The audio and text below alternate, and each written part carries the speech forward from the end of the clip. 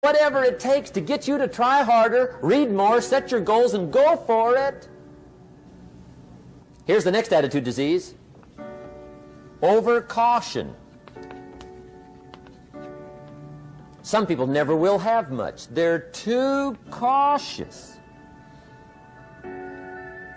Now, you can also be too reckless, but you can also be too cautious. This is called the timid approach to life. And my caution was always the risk. Risk used to drive me right up the wall. I used to say, what if this happens?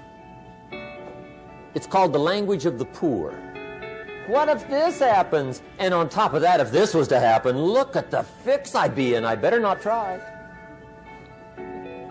I could always ace myself out. Then I'll tell you what changed my whole life when I finally discovered it's all risky. The minute you were born, it got risky. If you think trying is risky, wait till they hand you the bill for not trying.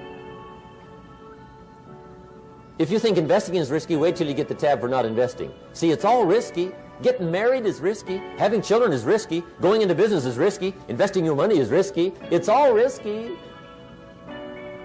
I'll tell you how risky life is. You're not going to get out alive. That's risky. The Englishman says, well, if that's the way it's going to work out, let's give it a go. Right, that's what it's for. Give it a go.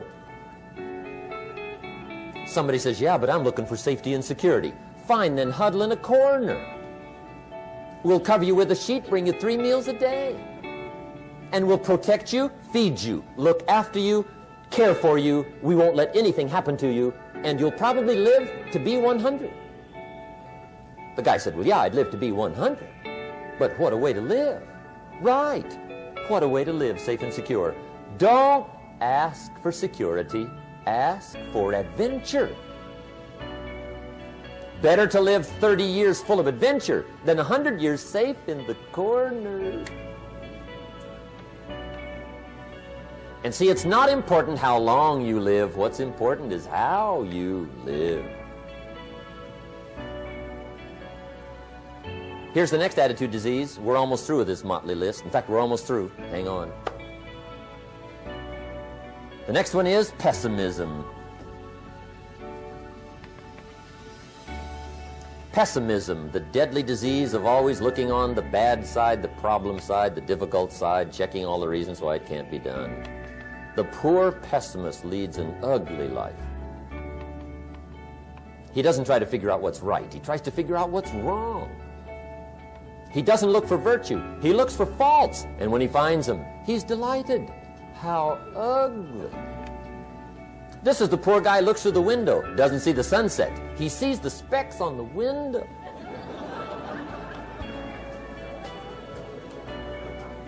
And this is the poor guy, right, who rushes up, takes such leave of his senses. This guy rushes up and he says, I've got 5 good reasons why it won't work. He's so dumb he doesn't know all he needs 1. He's got 5.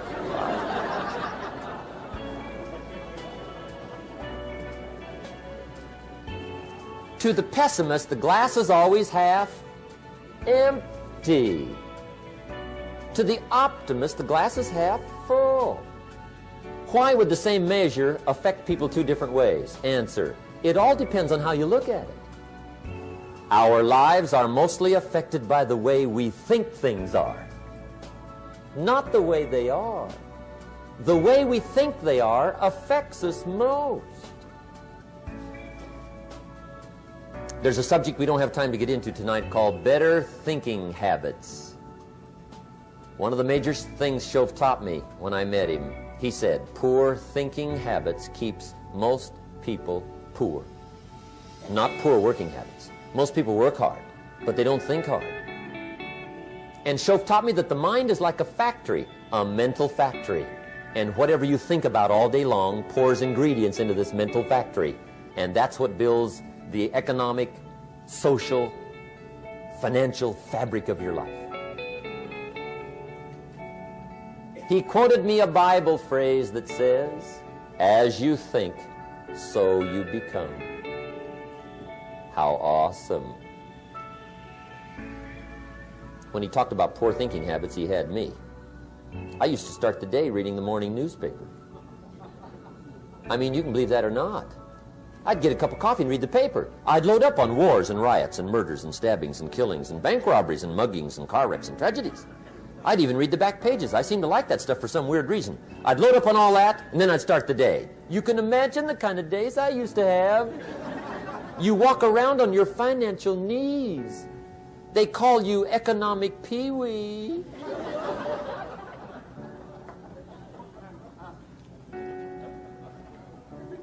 The guy says, I want to be a great leader. Wonderful. The first thing we do is follow him to his house. When we get there, we walk in and check his library, number one. Somebody says, well, why check his library? The reason is because what a man reads pours massive ingredients into his mental factory, and the fabric of his life is built from those ingredients. You would not believe what some people have got in their house to read. You would not believe. One of the best dressed up words I know for a lot of it is trash. Can you imagine dumping a barrel of trash into this mental factory every day and coming out with a rich, dynamic, positive life? It can't be done. You might as well try making a cake with cement. The kids back in Danbury, Connecticut, high school, they're asking me questions one day. I'm talking to the kids. Kids got good questions these days. One of them said to me, Mr. Rohn, how do you build the good life? I said, it's simple. It's not easy, but it's simple.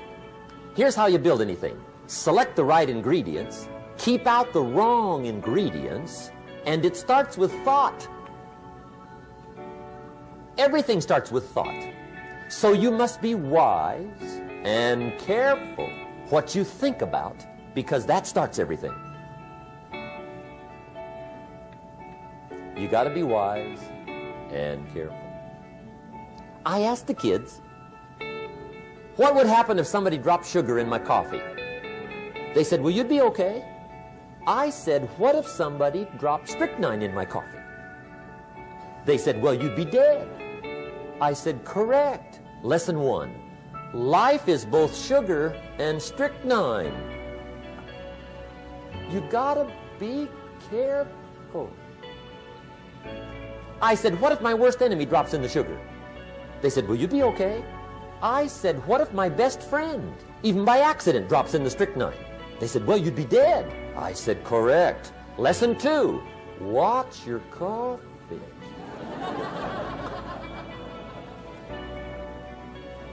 You got to be careful. See, it doesn't matter who hands you the bad stuff.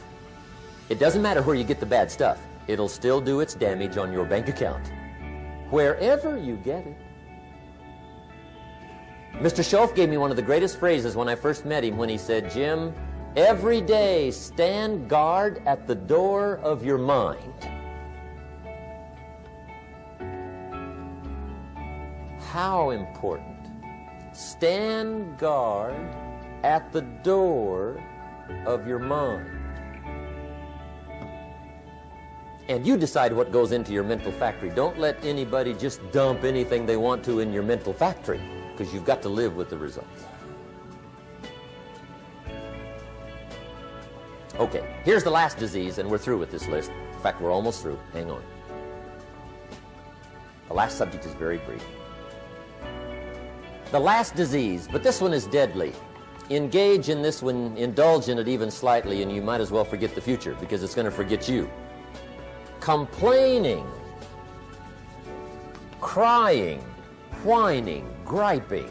A Bible word called murmuring. See, that'll ace your future. Spend 5 minutes complaining, and you have wasted 5. And you may have begun what's known as economic cancer of the bone. Surely they will soon haul you off into a financial desert and there let you choke on the dust of your own regret. I hope I said that well, so you won't forget. It's a deadly disease. If you don't think it's bad, Ask the children of Israel of Old Testament fame. Typical of us all, their story just happened to get in the book. Story says, children of Israel were slaves. God performed a series of dazzling miracles and got them out. And now they're heading for the promised land.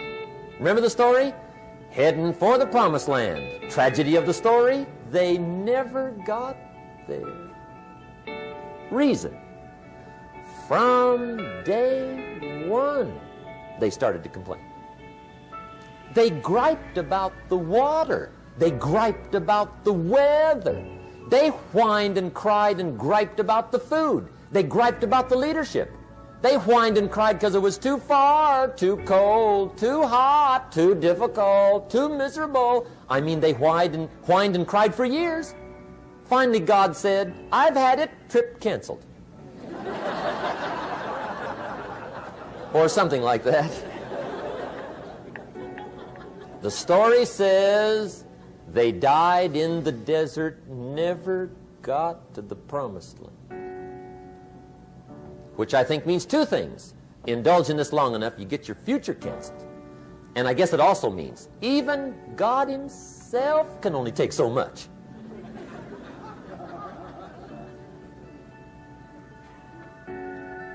Okay.